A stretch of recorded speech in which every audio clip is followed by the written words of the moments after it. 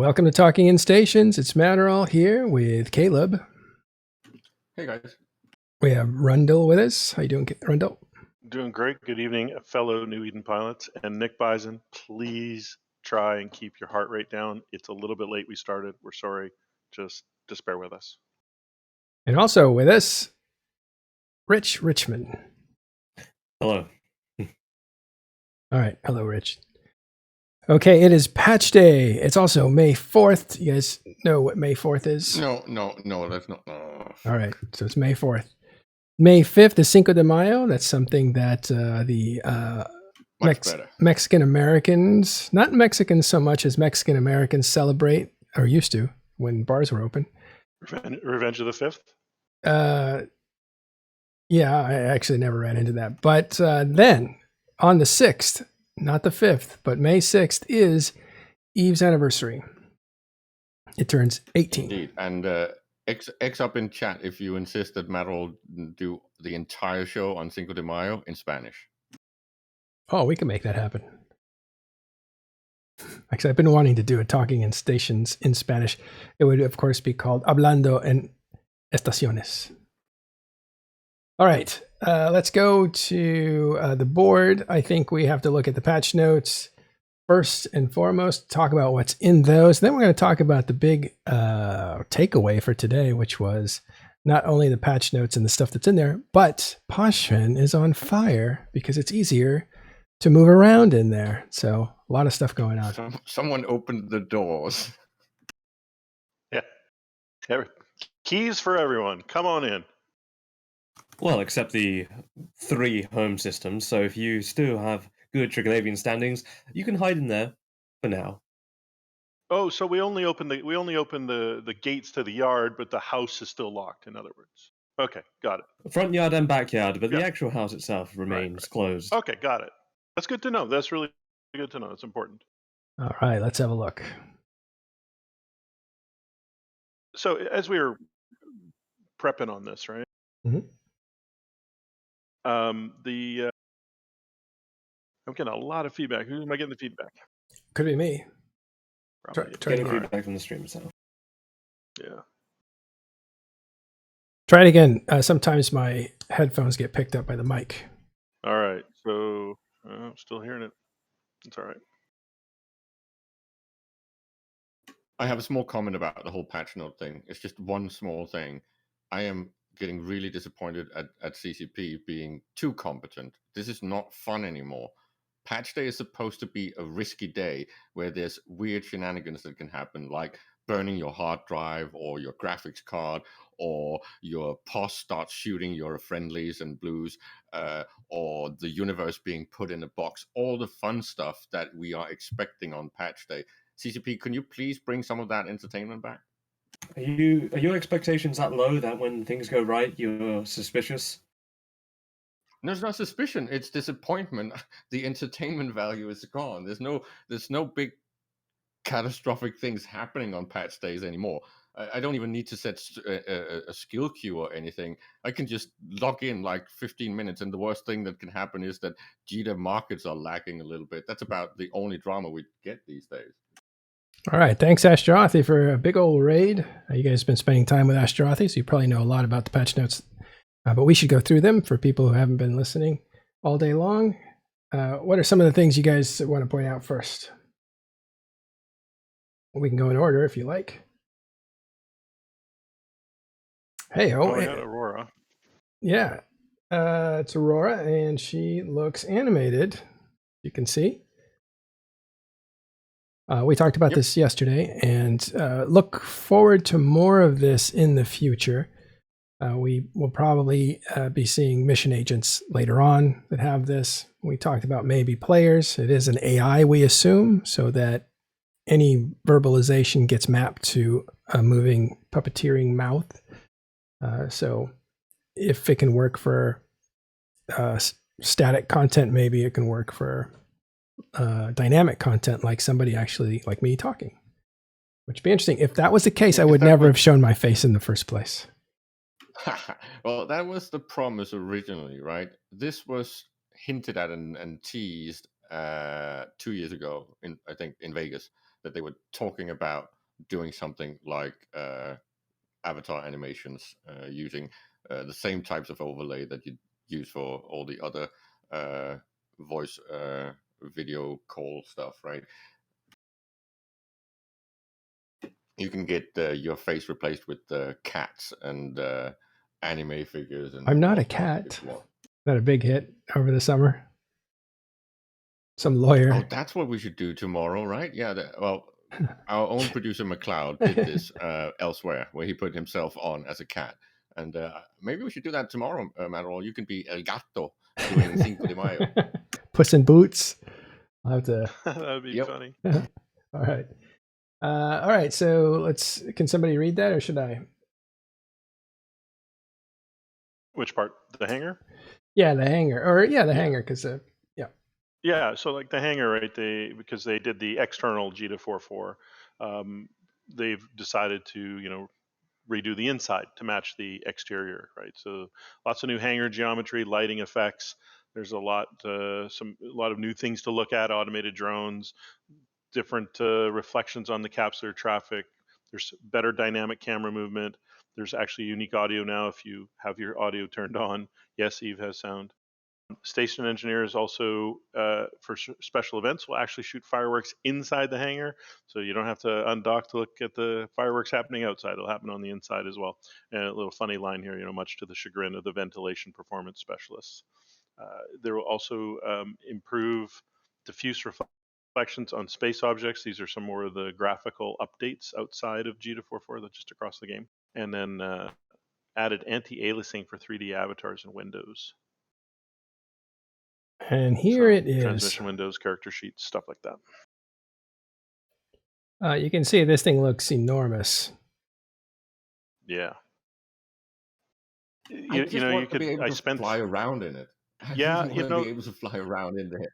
The thing that I kind of would hope we could do is we could zoom. Maybe I don't have the right camera set up or something, but I can only zoom out of my ship and right up to my ship. What I'd like to be able to do is zoom past, like to be able to zoom. Oh, you can. You right click first, and then you zoom, and then you can go look around. Oh, well, there you go. See, I user want error. to That's great. walk around in there. There's lots of neat little things to stare at, though. Flying before walking. There's a lot of neat things to look at. Even now that I understand how to do the zooming, but before I could do that, I was still even kind of scrolling around. There seems to be lots of neat little things to take a peek at. I'm actually pretty impressed. It was pretty cool. Yeah, you see these drone and just to show my age just for a second. One of the great inspirational sources for EVE Online is Frontier Elite, right? And one of the big problems when you played that was that it was really hardcore until you got the auto docking feature. I actually want the manual docking and undocking now. How about Elite Dangerous or a different game? Yeah, no, old game, the original Frontier Elite, right? That this game is actually based on or inspired by, right? It's horribly old, but I remember how horribly difficult it was to dock manually until you could afford the automated function. Have a look at these signs over here. And I just want to be able to fly out of the station. I want to be able to find my way out of that maze. I would like to walk around in it and get lost in it. At least, with walking on the ground, I have one less dimension of freedom to worry about. I can walk back and forth instead of floating in the air. Here comes a really small problem there, Rich. I don't know if you've been in the captain's quarter, but if you have, you know that this guy walks at a horribly slow pace. If you're going to traverse any of those distances that we see here, it's going to take you forever. Make it a workout, but sadly, walking in stations has been long removed. All right, in here you can see some of the drone ships that are moving around. They seem to be. I have one centered there. I can't get any closer to it. They're very small. But if you zoom in like we're zooming in, you can actually catch them. And they actually are modeled. So they're like little fighters or drones. And they move around and they have artificial intelligence because you can see them bopping around. Sometimes they have nervous tics, though, and they flip on their side like this one here. It's flipping on its side. But yeah, it's pretty cool. I have Yeah, to it's say that really the wild. station does feel alive. It does feel a lot. And look at that guy just flipped over that little drone. I just love the fact that those cargo container drones actually have cargo containers on them. So I think there's like 4 on each side on the small, and then it just scales up, and you can just see, like, I think it's something in the 30 or 40s on the medium one, and then the big one you can actually not really see the containers, but it's really like huge compared to the other two. It's really nice little models. Right. And there's my ship, but you see the flaps around the docking area. Those flaps go down when you undock and gas comes out, and then they actually go up when you land and gas comes out then too. Pretty wild. I don't know if you've noticed this ship, but it kind of looks like a god. And if you don't see the face, maybe you do now. But I was noticing this thing looked like some kind of a vase or a god, and it freaked me out. All right, well, enough of that. Anyway, interior, Jita looks amazing, just in time for the celebration. And they did the outside of it over a period of a year, maybe 2, slow build. It's now fully built out on the outside of Jita, and the inside now matches the scale of the outside. So it just works. Right. Okay, so let's move on to some additional elements of the patch notes today. Let's talk about the Triglavian Collective. So they removed the standing requirements from the Pochven loop gates to increase accessibility to the region. So as Rich stated, the standing requirements for the home systems remain the same. So that we'll get into some more details there. That has had an immediate effect on the universe. And we'll maybe talk about that after if we get through the patch notes. Missions and NPC patches where they updated the DDLP store. They changed a few of the items, lowering the costs, and a few items where the cost increased. And you need to visit the store to find out which did what. So if you are a corporation with a negative wallet and you try to transfer your structure, you can no longer do that. They've fixed that. And then there's a bunch of user interface changes, and some of them seem to cause some confusion in various discords and stuff. We'll talk about that. Some other people might want to chime in on this. It's just people are used to how they would pin it, and then you could make it translucent so you could see through a pinned window. And I think a lot of that functionality is still there. It's just broken out differently. So now you have a lock symbol on one of the. I guess we can't show it unless I go back to the. Let me go back to the screen.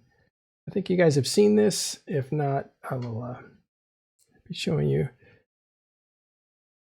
Let me bring that out to change to the ship again.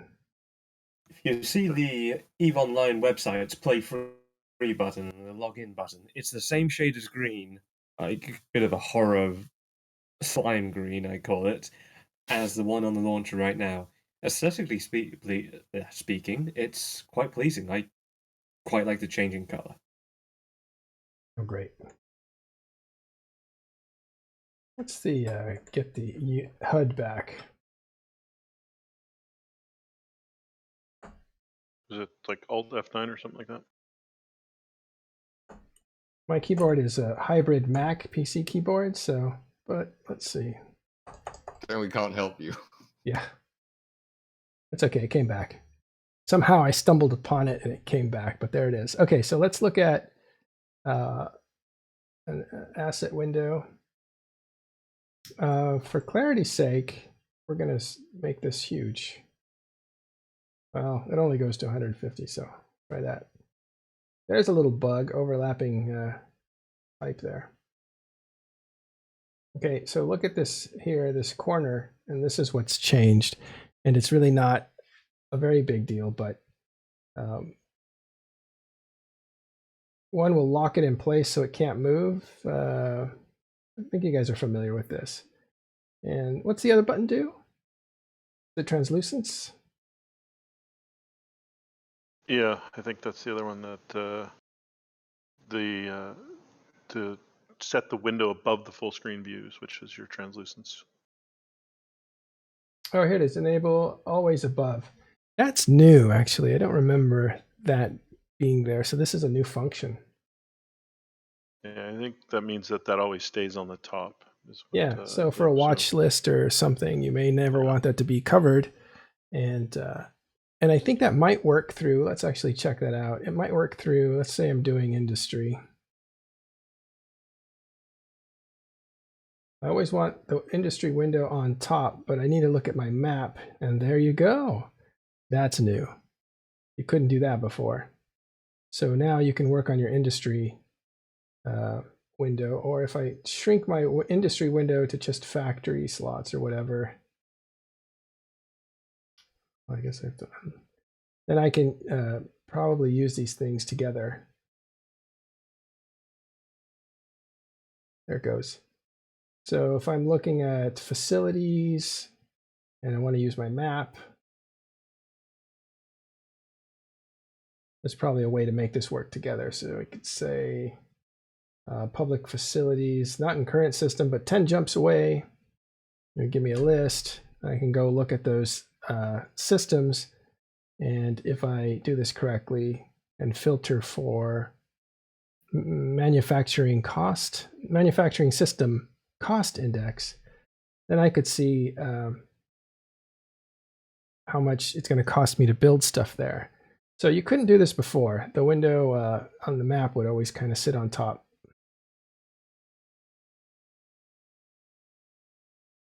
So the reason it's on top now because I took this off, but I'll put that on top. And there you go.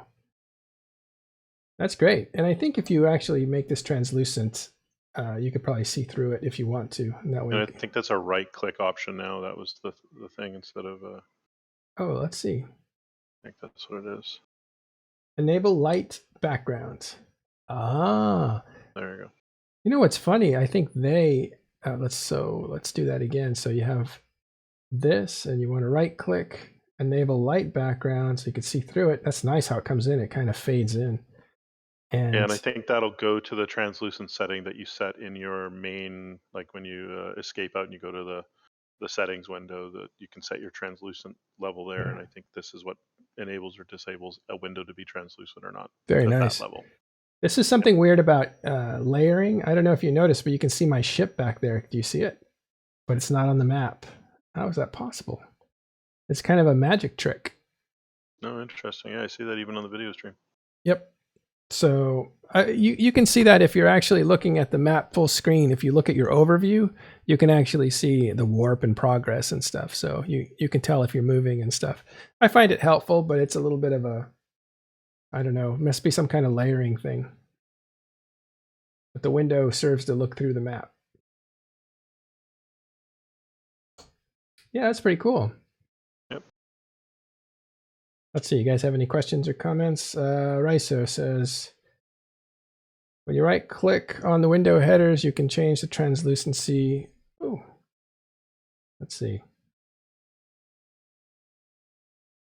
I guess that's what we just did, but I thought you could adjust it here. No, I think the adjustment's in the settings menu. In general settings, right here, under window appearance, here's translucence. That's right. And that way you can adjust that to taste. Well, let's crank it because I had it at minimum. Let's go back. Oh yeah, you can see right through that thing now. Yeah, but when you right click and change that, so you could have your map as non-translucent. You can have a few other items as translucent, and then you could always set one to the top. So the item that's at the top would always be translucent maximum. No matter what you bring up behind it, you would still be able to at least see through it, but still have the content of the top window. That's how I would envision using it. Well, translucence is working now. So the light background, enable light background, I think that's a different thing. Yes, it did change it into a different shader. Yeah. I think this is going to be quite a good change, because now people who say, this can be used in PvP with people who say use battleships or Black Ops ships or things like that, they will be able to set their cap booster inventory never to go underneath another window. so they can always access it now, and they can always monitor how many cap boosters they have left. I think this is going to be quite a good change. Very productive. That's no translucence, and if I enable light mode, it gives So me it still some. so it doesn't. So they're actually independent, is what you're saying. Yeah, I think they're independent. Maybe I just, when I played with it earlier today, really quickly, it must be that what I have is my translucent must be roughly matched to what this light mode is then, because it looked does almost make a the same. shade of difference. Yeah, it must have been. There is. Or I did. I mean, I did it real fast. I was just playing with it, clicking buttons. All right. Well, that was fun to play with. Well, it's good to know. Yep. Looks good though. I think the client looks good. I think Jita looks amazing. Let's back out. Whoa. So there's a couple other items here on the UI. System info and route are now accessible from all full screen views. Dscan and probe panels are now aligned to the right when in full screen mode. All full screen windows are set to full screen by default. I honestly don't know how all that works. Here's the one I want to talk about really quickly. Added a cancel locking attempt to the radial menu. If you're a radial menu person, you will probably like this. If you are in ships that take a long lock time and you've ever tried to lock something and realized, wrong ship, I don't want to do that. This here will help you lock that.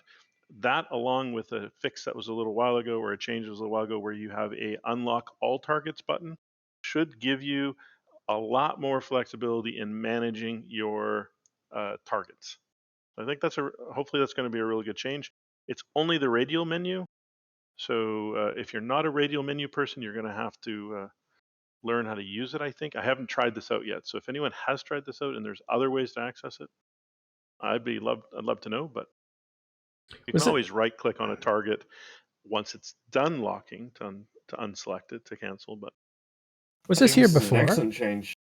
The ability to cancel locking attempts, because there are things like beacons, for example, that take a whole 3 minutes to lock, and if you accidentally click on that, it's just agony. Especially if you have sounds up playing, because you're gonna hear that locking sound over and over again for those 3 minutes. Yeah, it's enough to drive anyone insane. So I'd really like these changes. Well, I don't remember if this navigation area was here when you were looking at the map. Does anybody remember?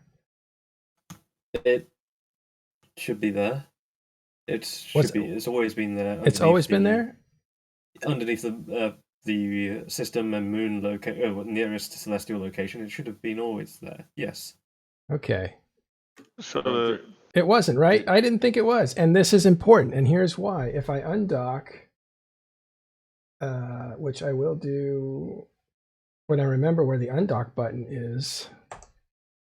Oh, all my windows it's are in a down. window that you have. Yeah. All my windows are closed. Station services. So undock.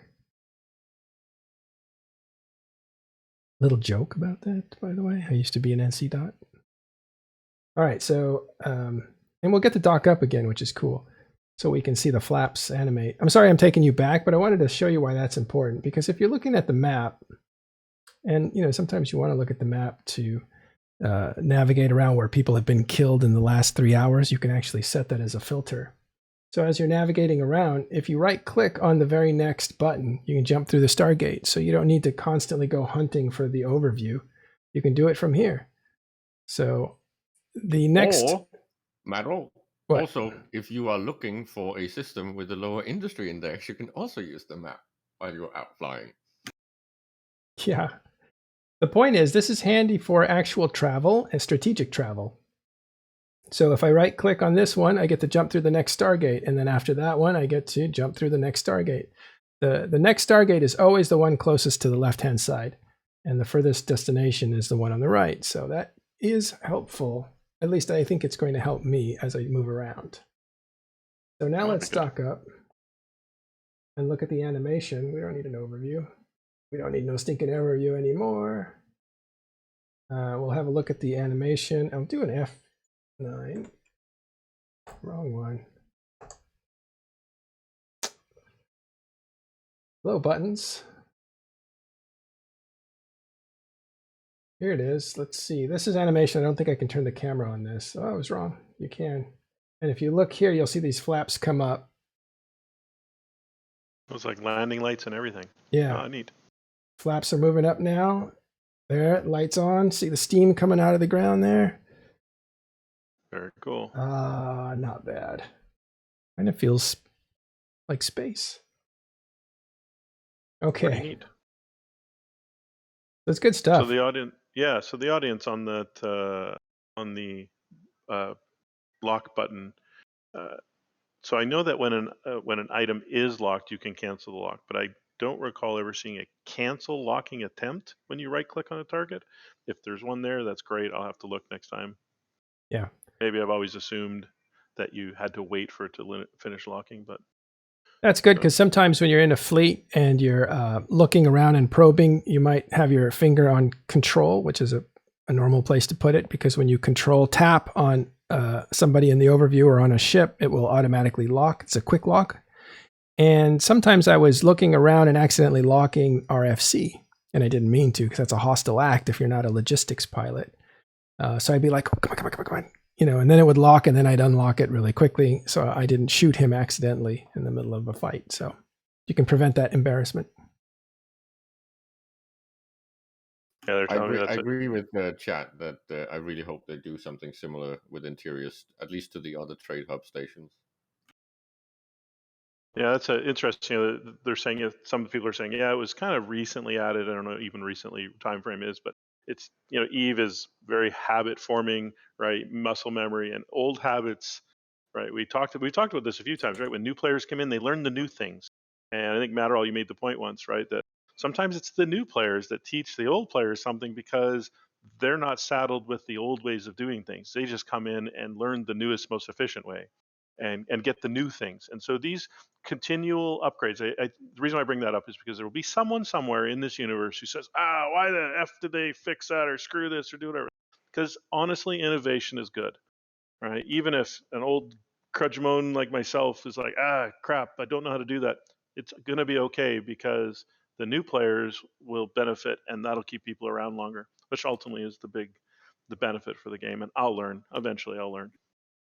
You mean like when Arcia, who is an avid PvPer, discovered that you could mass select and target in space? Yeah, stuff like that. Exactly.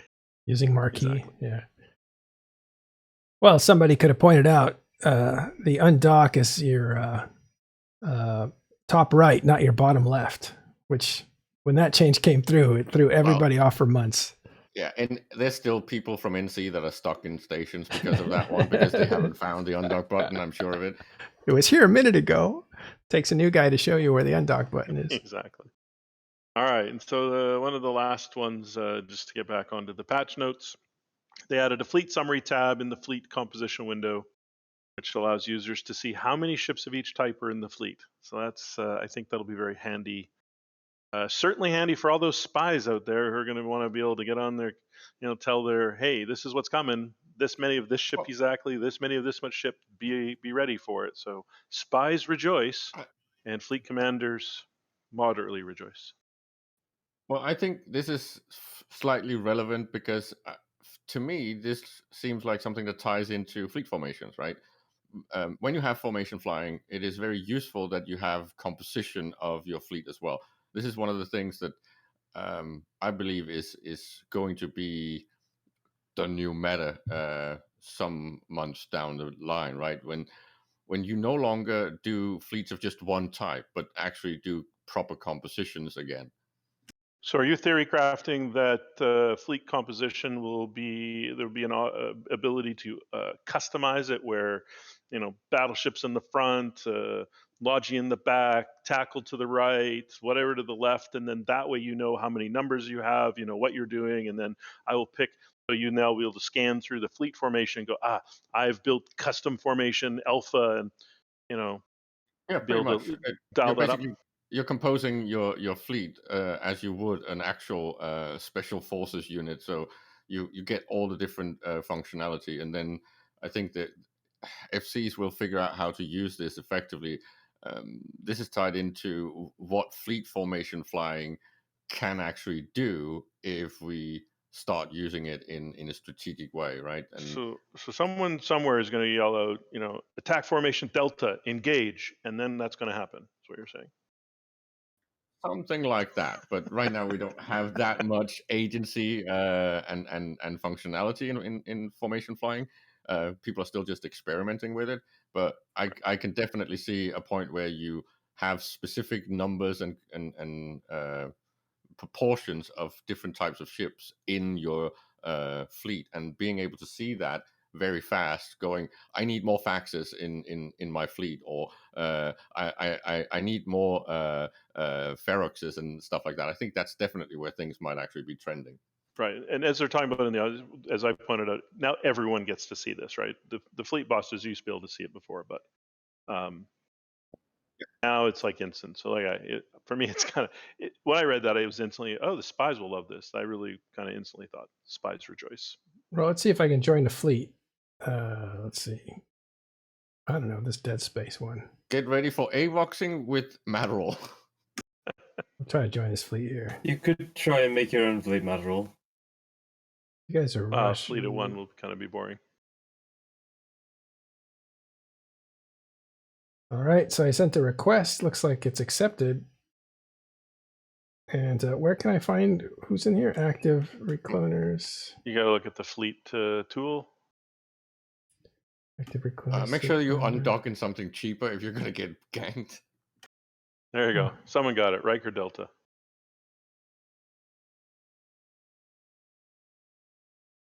Yep. And fleet. Yeah, I wonder if it's under. Well, here's fleet formation. That's different. Fleet finder. That's what I was just looking at, the old version of that, though. And recloners. Oh, that's if you're in a ship, in a frigate, you want to reclone into a ship. I wonder where this is. I wonder if it's here. Export loot history, store fleet setup, view as list, flag fleet, leave fleet. What about that little icon down in the bottom right? Down in the bottom right there, under the broadcast window. Nope, maybe not. Under the broadcast window. I think it might be something that only is this perhaps something only fleet commanders can use to see. Oh what yeah, it might be here. That's position. That's backup. That's request to hold position, and that is at location. So these are all commands. I think it must be a fleet commander only thing. But they had that. They had that I thought before. that was there. That so. was there before, though. That was the thing, right? So.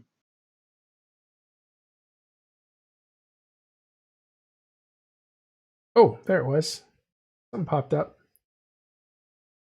That's the warp-in fleet formation. That's not it. Or I'll have Something popped up there a second ago, though. There. Okay. No, that's not it. that's not it. All right. Well, we'll poke around on a fleet, and we'll see if we can't discover this. Ah, yes. You need to be in command. Like I thought so. So it's not just the fleet commander, but the what? The other commanders too? Presumably. All right. Well, then that's a silly patch note. All right. Well, that's because it just said, users, right? So if you're in the fleet, you're a user of the fleet. So, yeah, well. So back to the patch notes real quickly. Defect fixes. There was some gameplay fixes where they fixed an issue where injecting skill books for a skill that was affected by the expert system. All right, sorry. Let me just point out that they're trying to get me to hit the undock button here so that I will accidentally undock, and then they can kidnap me by warping me to some place and jumping me like criminals. Shall we do it? Make sure you're undocking in a cheap ship, Madroll, before you do that. And please do set your safeties to green in case you get kidnapped into, say, a filament. Here's the undock button. That's certain death, I'm sure. How do I get out of this thing?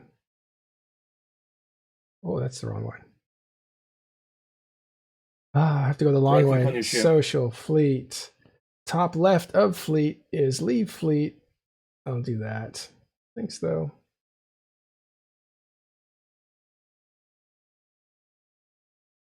That was exciting. A little drama for you guys. All right, let's move back to the show notes, or the Yeah, just going back notes. to the patch notes. There was a few defects fixed.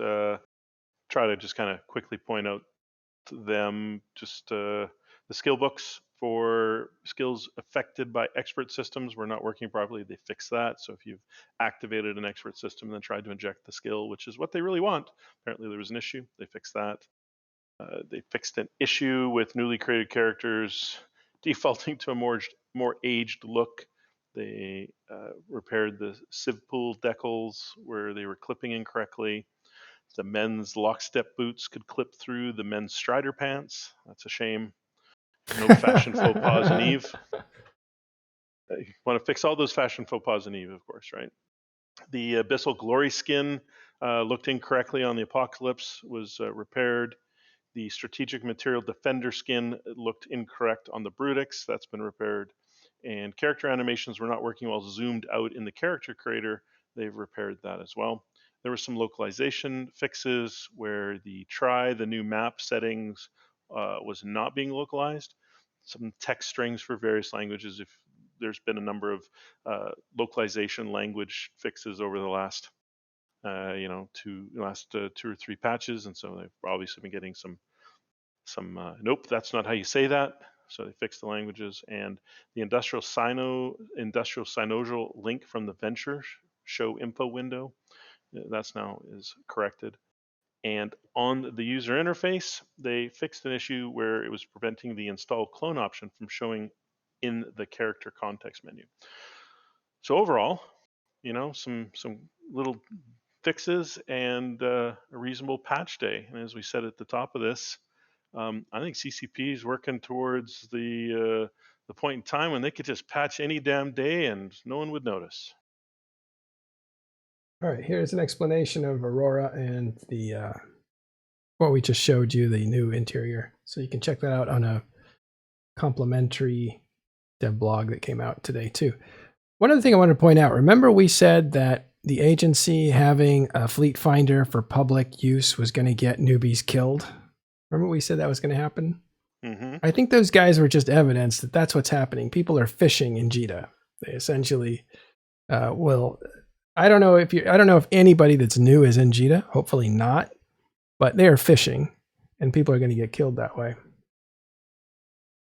I know that in the early Fleet Finder release, people lured new players from Jita and other new player starting systems into low-sec systems, particularly dangerous ones, including Amamake, and on the basis of they're going to run missions together. So please do be careful before you join any fleets, especially public ones. Yeah. Thanks to one of our Patreons already, Nick Bison, for buying everybody a round of subs. So thank you, Nick. That's nice of you. And he's already a Patreon. Okay. Shall we go to Pochven? Yeah, let's return to the Pochven topic. So, as we talked about, the gates to the front yard and the backyard are opened. The house is still locked, but in come the hooligans. And right away, there's already been at least one fairly big fight. Rich, you want to talk us through the ebb and the flow of this fight, or what you can drive from it a bit? What I can drive from this is, with the recent update, access to Pochven has been substantially increased. Prior to this, you required additional access to enter some of the more border systems. This would be in systems like Hava, Raravos, Otella, Nalvola, Angimon, and Vale. Now, with what's changed, you can access almost all of the systems in Pochven space except the very home systems themselves, which is only 3. That would be Archie, Niaja, and Kino. Today, there was a fight over an Asbel in the system of Sekenta in Pochven. This is not really a restricted system. Most people should be able to access it, and people skirmished over this Asbel.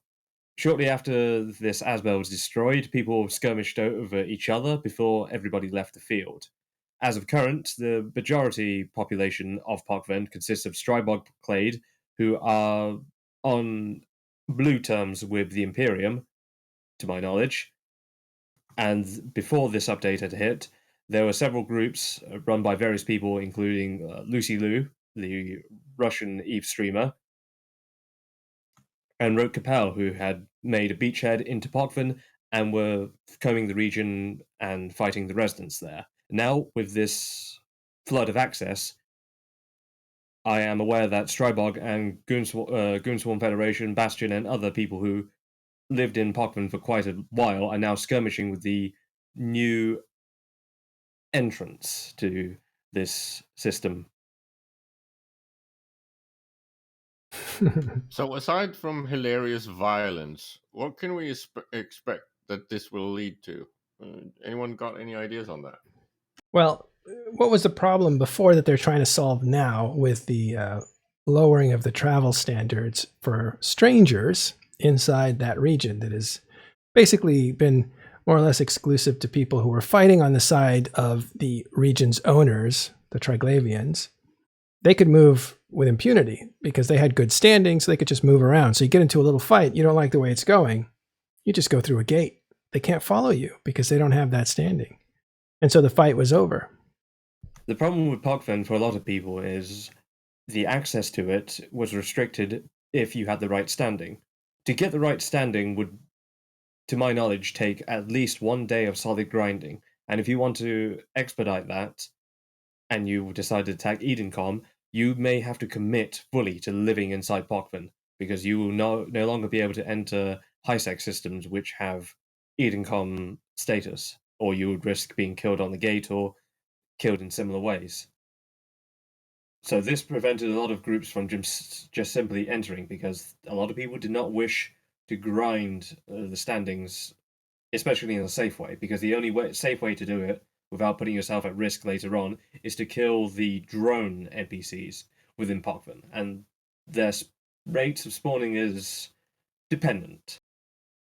I think I was mostly hinting at the fact that if more people have access to it, can this actually bring about some devaluing of the stuff that is sourced? So the things like the Triglavian ships and the Edencom ships. So we might actually be more likely to see them enter the high meta and the doctrines. Well, they already are in a lot of the meta doctrines. You've seen them around.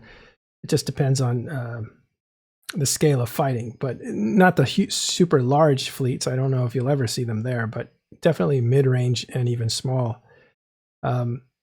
But more people sourcing the material means more material, means lower prices for that material. The question is, what's Pochven going to be like, or Pochven going to be like to actually source? Is it going to be a touristy area where it's relatively easy, or is there going to be some kind of resistance? Because it seems like the guys that live in there, I'm not sure how friendly they'll be to new people coming around and taking a bite out of their possible income or devaluing their market. To my knowledge, prior to this update, which Pochven was released, the Ikatursa experienced a massive price increase to the point where it is around 1 billion per hull now. I am looking forward to seeing the price of this fantastic ship lower in the future. So if additional access means a lower pricing of Triglavian ships, this may be a good thing. However, as of current, with the inflood of new people entering, though they may not be able to access to the 3 key home systems, they are still able to access it, and to my knowledge, anybody who is not part of Strybog, one of the biggest groups in Pochven, or the Imperium are being killed on sight. Yeah, that's not surprising at all. I think there's an attempt to solidify more and more control over the area. Fraternity was dabbling in not Strybog's territory, but Pochven, the whole area. And peace was brought to that invasion, we'll call it. So they were basically bought off, I think. Money was exchanged for, or maybe money will be exchanged, maybe a percentage of their profits go to Fraternity. We don't know what arrangement. If he took a flat fee, bad move, Noros. If he's taking a percentage, that's a really good move, because there's a lot of money in Pochven. A lot of money. There was a long-standing joke back when we were not this far into the war that maybe the Imperium should have prepared better for the Pochven stuff, so they could actually be able to sleep on the couch of the Triglavians and extract to there. That could be a narrative vehicle too, right? Like, look, nullsec is no longer exactly. profitable. We're going to where the profit is. The thing is, you're talking about a lot of players going into an area where, I don't know, does Goonswarm become the masters of Pochven? Is that their getaway plan? I don't think so. Well, but it might be a viable place to at least get a strong foothold, right? And almost monopolize it, because they have the numbers, and right now it's interesting, especially now that the standing requirements are gone for some of the content. Now it's easier to enter and actually potentially do something with. Whether that happens or not, I don't know. But it would be an interesting narrative that they go and try and take control and well, quote unquote, live out of Pochven. It would definitely be interesting. I think Pochven is a fantastic area with a lot of potential. There is a lot of potential use in terms of logistics or lops hunting due to the wide coverage of low-sec and high-sec regions it offers. And it's, well, the fact that it's now opened up for many, it's a great time to take a look at what you can do with Pochven and what Pochven can do for you. However, there is a travel advisory. It is a very hostile area. If you jump certain gates or even get close to certain gates, there may be very hostile NPCs or hostile residents who will most likely attempt to kill you. Here's the thing. Pochven was always seen as some kind of an ideal for faster travel through the cluster, which means if you were in the far left in Kaldari space and you wanted to go to Amar, well, it's a long trip, talking, 20 to 40 jumps, and maybe 40 jumps. And so what you could do is enter in Pochven, jump 5 jumps, and then jump out of Pochven, and you're really deep in Amar space. And you couldn't really do that unless you had standing. So that was kind of a closed opportunity for people who were hauling things. But now that may open up to a lot more people. Again, remember, it's like a subway system, right? You don't get into a subway and get out 2 blocks later. You go like 10 blocks and then you get out. And that's what Pochven is. It's a subway system for New Eden. Fights in Pochven have for at least several months, been talked about. It's been streamed by streamers, and now I'm glad to see that people are coming in here, and there's a lot of fighting. Prior to this, there have been a bit of disgruntlement over the fact that large groups within Pochven were essentially all blue to each other. But here, now that the gates are open, we are seeing various PvP groups, Hard Knocks, Russian Thunder Squad, Singularity Syndicate, and more flood in to, engage each other, engage the residents, engage anybody they can see. With Pochven being so easily accessible, I'm looking forward to it. All it takes is just one implant and a fleet, and you'll get in. You think it's going to evolve into some sort of large-scale Thunderdome thing, where a lot of people will actually do almost like proxy warfare? Well, if you take a look at the podcast channel, I linked one of the battle reports. In this battle report, it pretty much looks like a free-for-all. Everybody sort of stuck around to destroy the Asbel, but shortly after the Asbel fell, I can see on the timeline that the Russian Thunder Squad immediately began fighting Hard Knocks, and Hard Knocks were fighting Singularity Syndicate, and it was a 3-4-way, who knows how many ways fight. A Donnybrook. It was a good old Donnybrook. Well, and the structures inside of Pochven are really coveted because no structures can be put down. So whatever's there, that's the maximum. So a structure being destroyed, it just becomes a rare object that you can't ever get back. So it's going to be interesting unless CCP changes that in some way later in the future. To my knowledge, super capitals and capitals inside Pochven are also highly coveted and valued. I know several are already in the hands of the old and original Pochven residents. So who knows, we may see them field that. I don't think they will because of their rarity and coveted status. Can they move inside of Pochven if they're already in there, supers? You can definitely move them out. Moving them back in, No, different story. Can't they take gates inside of Pochven? I have no idea. Yeah, I They are don't. keeping that It's such a very rare. secret. It's such a rare thing. I don't know if we even know the answer to that, because security in Pochven is not quite security as we know it in low sec, high sec, and null sec. It works a little bit differently.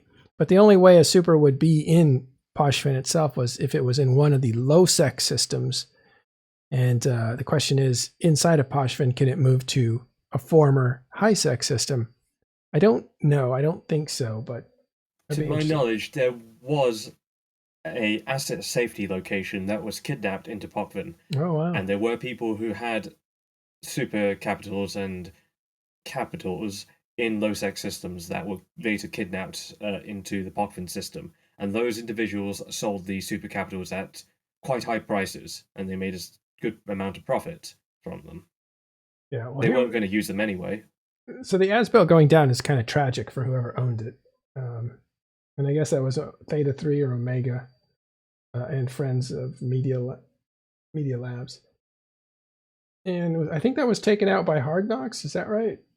No, it's a combination of various different people. Desync is a small scale PvP group. Russian Thunder Squad on behalf of Goonswarm Federation, Hard Knocks, and various other groups. Shortly after this went down, they began engaging each other. I've linked another battle report which should show you the timeline of when this all happened. Thank you. At 2100 Eve time, the Asbel went down. Shortly afterwards, Hard Knocks Basilisks went down, followed by, well, their Lokis, Basilisks, the Cheesus, and then the engagement began scaling down. Here's when the Asbel dies here. So you could see prior to this and slightly after this that various different ships of various different sides began falling left and right. Wild. Okay. But for those who are just entering Pochven right now, you do not have access to all the systems. There are 3 crucial systems that you do not have access to. And those, presumably, are the home systems on each corner of the triangle. Kino, Archie, and Niaja. So Clint Fandango says, we were fighting each other long before the Asbel went down. I did hear it was a heavy day in Pochven. Like, there was just a ton of calamity, a lot of fighting going on as people were getting in there and moving around freely for the first time.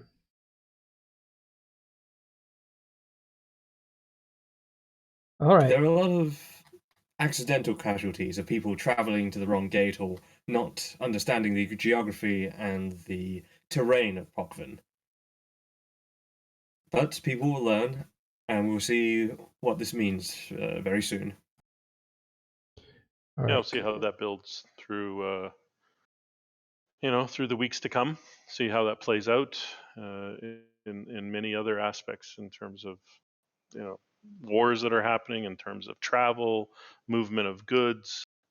Who knows, right? We'll see. It's just more change. It seems to be positive change already for the things that we like, fighting and conflict. So seems like a good change all around. Very cool. Speaking of structures in general, structures can no longer be transferred from a corporation negative wallet. We all know. Come on, the elephant's in the room. We all know why this is what this means. Who did it? Let me guess. Fraternity. Fraternity was a big one in the past. However, I do not know if they've currently got a neg wallet in the present or by the way, the situation right now. What's a neg wallet mean? A neg wallet is when CCP forcibly removes money away from your wallet. This has usually occurred when you commit such offences as buying ISK illegally for real-world money, bypassing the Plex system, or if you use automated programs, botting to... Excessive botting, yeah. Ill-gotten gains. Excessive botting to obtain ill-gotten gains. I believe they will also remove your ISK if there's evidence of ISK being obtained from illicit sources, say account stealing and such. Now, if you have a negative wallet, there's a lot of things that you cannot do. Yeah. And this is You when can't do contracts, you can't do trade. Right. It's all to stop you from, well, it's to force you to pay it off before you can continue to operate as normal. It's a heavy penalty. And the thing of it is, they also said that if renters of yours, if people who pay you rent get caught using bots, that the money that they gave you would be pooled. So that comes out of your pocket. So it's in your interest to make sure that your renters aren't giving you essentially counterfeit money that will get pulled out of your wallet. I think To the my big knowledge, question here is, does this work both ways? Explain that. Can you trade to someone with a negative wallet? Is that what you're asking? Exactly. You can give things to somebody with a negative wallet, but I don't think they can give you anything back. I presume it's to allow a way. CCP want you to pay off your neg wallet debt. Apparently, there has been a super capital pilot who ran around with a neg wallet and just used it super as per normal. He could not repair. He could not use many services. CCP told him, pay off the neg wallet debt, or we'll take further action. Oh, so it's meant to be a penalty with some teeth. Yes. Yeah, because I think isn't it like so if you like they neg your wallet, not just like a one ISK or something. Whatever the penalty is, they neg you that entire amount. They take all your assets away and then they neg you the amount. So if you have a 1 trillion ISK fine, then you're negative 1 trillion ISK. I think is how it works, right? There's been that famous image that's been passed around of a certain alliance's wallet being minus 1 trillion, but that's quite an old image. I'm aware that many different renting groups in EVE have been neg walleted or suffered negative consequences, but this would essentially mean, yeah, there's no way to, I guess, bypass it, at least for now, or just, how do I say, or shut down. Or the biggest thing is money you can't laundering. shut down. Yeah, you can't shut down the alliance and hand your assets over now, right? So those assets are just there now to be blown up or whatever until you pay it off. You can't give it to someone or sell it to someone. You can't do any of those sort of things. You'd have to do a handshake agreement to sell whatever stations you have, get the ISK from someone, pay off your neg wallet, and then still honor your agreement to transfer the station afterwards. Like it's a whole bunch of trust me now that you have to put in place if that was the path of paying it off, for example. I wonder if there was it was a way of, maybe this is what you just said, bypassing the neg wallet, because if you were to, well, never mind. I was thinking if you sold a structure off and you were able to give it, to somebody else, that the neg wallet would eat up your profits. Or you simply get. How do they pay the bill? Shouldn't that an alliance with a negative wallet automatically end up being disbanded? No, I don't think it's automatically disbanded. I think the concern is it shouldn't be able to pay the bill. If you can't pay the alliance bill, you get disbanded. I don't know. We're in murky waters with this. I actually don't know how it works. We could find out. You want to find out? Let's find out. I just wanted to let people know what a negative wallet was. Essentially, the trick was you had a corporation with a negative wallet and they held structures. This is dirty money. Now, if you transferred these structures to a clean corporation alliance with a non-empty wallet, now all that dirty money is, who cares about it? You now have some clean structures you can use, you can anchor, you can sell, and you can just ditch the dirty wallet and forget about it. Now, nada, doesn't happen anymore. I think you cracked it. Good one. All right, guys. We're just about out of time. You guys have any other news that you wanted to cover?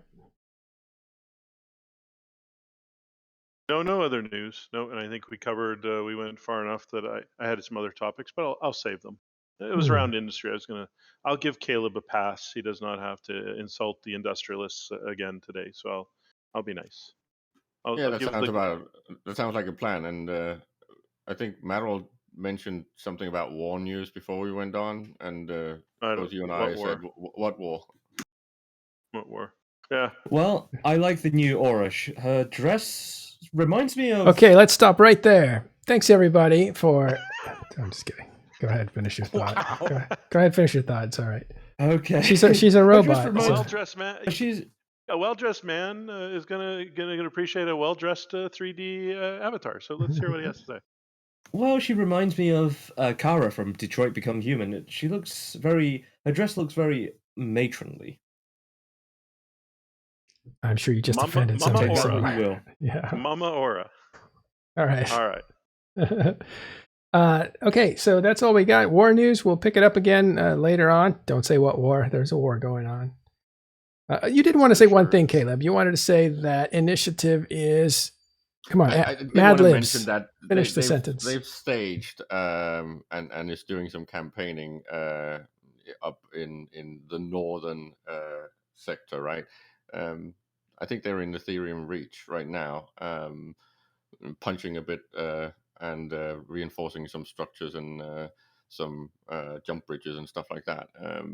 No big losses, and of course, time will tell. It's basically they've tried to scale up the backfield burning shenanigans and harassment, but of course, the weakness on that is that costs actual warm bodies in Delve proper. So, gonna have to see how that plays out and whether it's actually going to be a positive thing. They can jump clone. Yeah, of course they can, but still, I think there's already been a few skirmishes where the numbers on the Imperium side has been looking a little bit weaker than normal, and whether that is because it's not just initiative that's actually in this campaign. There's a few other groups that's actually supposedly joined them as well. So they are up there in some considerable force with some bigger toys. So this is not just people running around and toilet papering the house. You said Ethereum Reach, like over in the east. I think it's slice territory. Yeah, it's Slice. They are punching at Slice. Gotcha. Former Dead Coalition members, now part of PanFam, I think. It's 1VN constellation. I think they've actually been reinforcing stuff in. Yeah.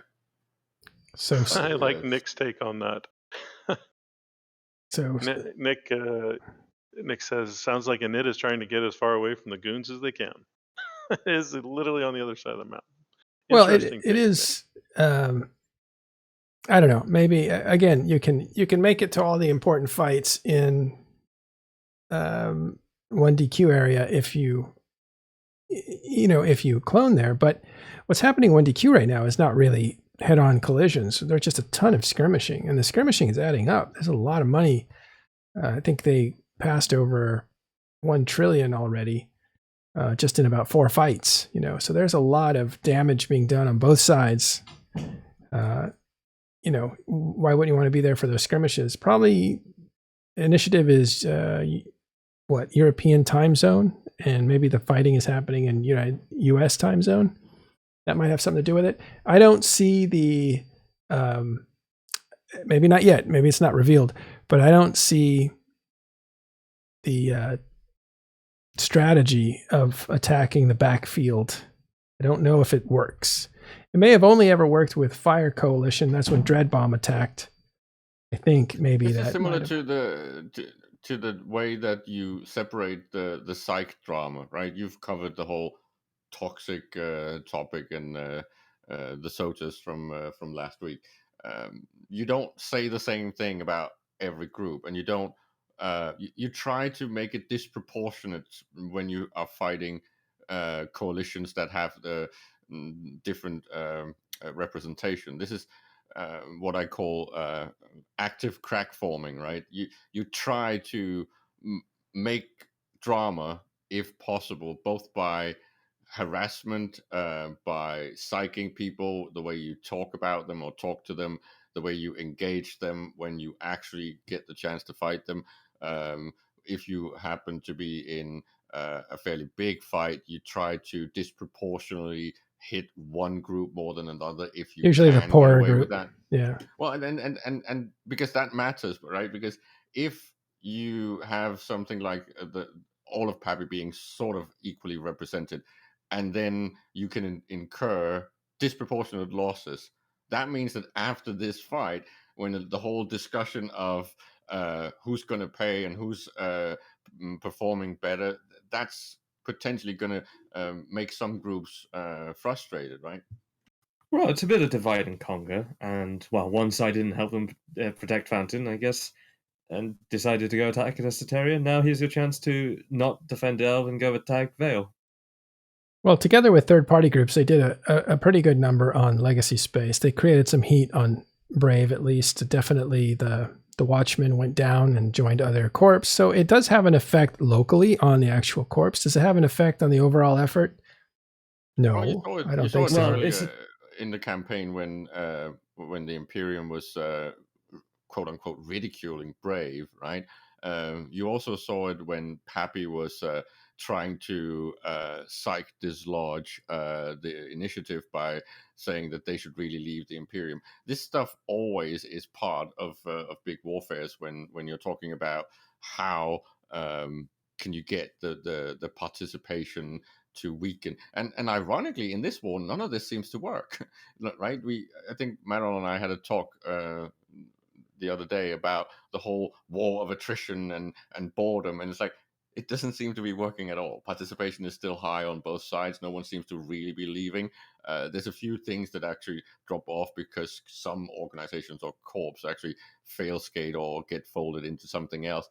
But on average, I'm not seeing any reduction really in participation. I see reduction in active events and fights and strategies, but not in participation at all. No, I think that if there's any dips, I think it's systematic across all of Eve due to, just due to the time of the year and life events and stuff. There's always a bit of a dip in the spring. I think we talked about that on a previous show. I see the same thing, right? I said this a number of shows back, and I still stand by it. The pilots who are in Imperium, who are hanging out in 1DQ, love PvP. Most of the people hanging out in T5Z love PvP and in the region. And if you love PvP, you're in the right place right now. It's like one giant fight club. And so why would you want to leave? Why would you stop participating? You log in and you get fights. You sometimes win, you sometimes lose. And then every once in a while the FC shows up. We have a really big battle, or there's a focused attempt to do something. And certainly Pappy has had a strategy and they've been executing, but Imperium has a strategy and they're executing as well. But right now we've certainly entered into this kind of prolonged fight, and it's just it's just a Delve Thunderdome almost. Yeah, and this is why we jokingly said what war, because some of these skirmishes have been reduced a little bit lately, and this is maybe because of the silence just before the storm, right? But it's the same with the money thing, right? Everyone is throwing poo-poo and dramaing, saying, "Oh, these guys are broken. These guys are broke."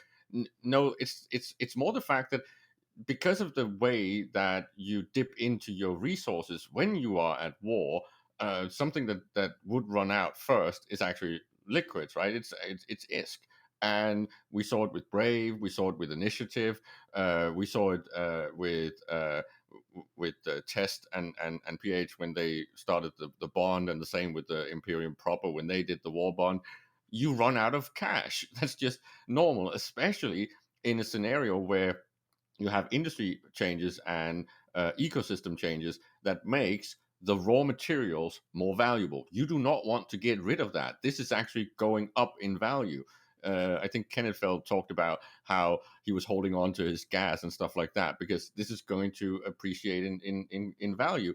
You don't want to then be forced to sell off something that is increasing in value. So that is why you get these things like war bonds and people trying to get cash on hand to be able to do things economically in their organization. And yes, you have something lacking, like the bottlenecks in different areas of your organization. But because of the lull and because of the averaging out of losses and destruction over the entirety of the war, this number is actually really low, especially compared to productivity. So again, what war? It's like it's not really hurting anyone. People are having fun, they're having fights, and it's not really hurting. Well, cash is like capacitor to a war, right? To a warring side. Eventually it will drain. The problem is, not the problem, but the opportunity for not only Test and the Imperium but the Imperium is the prices are going up on materials that are sold, which means the profitability of the Tranquility Trade Tower will also go up. And therefore they will get a bump to their More SRP. cash. Yeah, they'll get a bump to their SRP, and that'll keep them in the game a little bit longer. But make no mistake, pain is being applied in gameplay. And how much fun are you having? Rundle said, hey, this is a PvP paradise, and it is. But it's just like somebody comes over and says, hey, you, I'm going to eat your lunch. And the guy says, go ahead. And it's a gigantic table. You know, after a while, you get tired of eating. You need a rest, or you get tired. And so I think a lot of people are tired that are attacking in this war. But I think a lot of people who are defending are tired in this war. Still, the stakes are high. Let's see if something happens. I don't even know if people will run out of money before it's over, but we'll see. It's kind of weird. Well, I don't think money or even raw materials is that much of a problem. It's really more about the pieces on the board. It's more about the stockpiles. It's more about the war caches in actual ships that are ready to go and be utilized. Right. This is why you saw that glut in in battleships when the Imperium was basically just feeding the wood chipper. We've not lost. Well, we have lost Titans, but not compared to what was promised. But we've lost a lot of structures, right? Especially in the Imperium. But it's all across the board that structures are going down. So we had massive supers and Titan proliferation and massive proliferation of structures. And this is actually getting resolved or fixed a little bit during this war. But I don't think anyone is really suffering, because that's what ships and structures and stuff is supposed to be for, right? And no one is really hurting at a level where they're crying about it. By the way, battleships are cheaper. We told you. I told you battleships are going to be cheaper. People were saying they're going to be more expensive. And I was like, I don't think so. I think they're going down or staying the same. And everything below battleships is getting cheaper. So, well, we need to wait and see what happens when battleships become the major part of the doctrine meta, right? Because it's been hacks online for too long. But now battleships are actually in a better place, so they will most likely be more preferable in big fights. So let's see what happens if they start being actually utilized in the war. All right. Well, we got to get Rundle to his next date. He's been hanging around our house too long. All right. So we're going to send you over to where Rundle is going, so you guys can all party with him for the rest of the evening. I want to say thanks to Rich, thanks to Caleb for staying up so late and hanging out with us doing this coverage of the patch notes. Thanks to Ash for sending over the people initially. And I want to thank everybody that's viewing here and stuck with us. Thank you all very much. Ron USMC did a raid just a short little while ago. Thank you to his viewers as well coming over. And Ron. Thank you, Ron. Thank you, guys. Thank Nick for buying a round of memberships, or I don't know what these things are called. Subscriptions. But Prime subscriptions, which are free to you if you want to like hit the Prime thing. We really appreciate that. We're a little bit low this last month, and it's interesting because usually we're always progressing. So I don't know. I guess we had a big month. Okay, happy July. That's probably Nick. Yeah. Happy May 4th. I was just going to say. Go ahead. Yeah, May 4th. I was just going to say it was probably Nick spending his.